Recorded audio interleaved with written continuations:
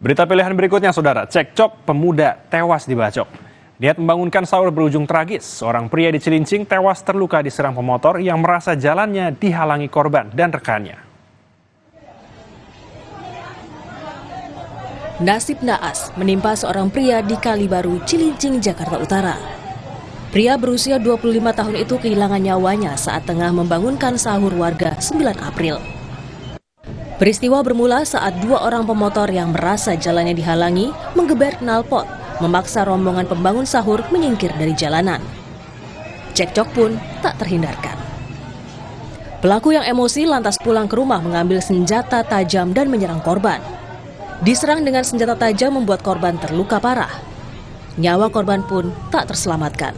Ia tewas dalam perjalanan ke rumah sakit.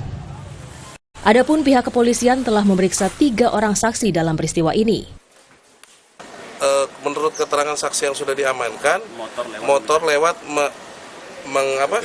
ngeber knalpotnya, kemudian yang rombongan jalan kaki ini menegur, ya, meneriaki lah, ya.